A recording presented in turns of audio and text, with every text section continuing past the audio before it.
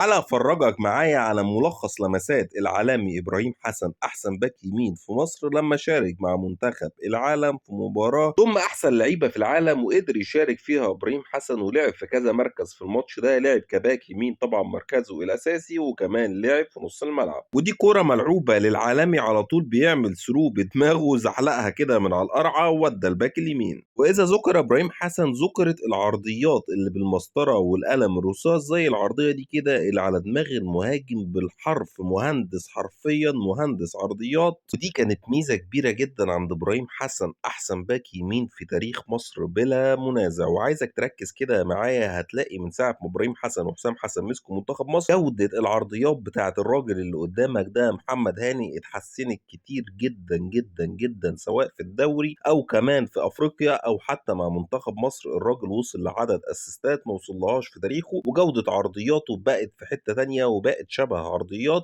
ابراهيم حسن زي ما انت شايف كده. ارجع لمنتخب العالم تاني ولابراهيم حسن العالمي تاني، وهو بياخد اللعيبه رايح جاي زي ما هو عايز، ومحدش عارف يوقفه غير بفاول زي ما انت شايف كده. لا ده هنا كوبري على الماشي كده في كاس العالم لجناح انجلترا، بيقول له خد اشرب حاجه عشان انت ما شربتش. ده بقى هدف من احلى اهداف ابراهيم حسن بعد ما اتلعبت ضربه الجزاء واتصادت في ماتش الاهلي والزمالك، وراحت على طول لابراهيم حسن اللي بيعمل باك ورد عالمي برجله الشمال وتروح في المرمى. هدف جميل جدا مش واخد حقه خالص خالص خالص، رغم انه هدف عالمي من هيما الهداف، هيما الحريف. دي كانت حته كده على طرف المعلقه لابراهيم حسن احسن باك يمين في تاريخ مصر زي ما فرجتك، والسبب الرئيسي من وجهه نظري في تطور محمد هاني وعرضيات محمد هاني. قول لي ايه رايك في الفيديو، وما تنساش اللايك والشير والمتابعه عشان يوصلك كل جديد. وبس كده، سلام.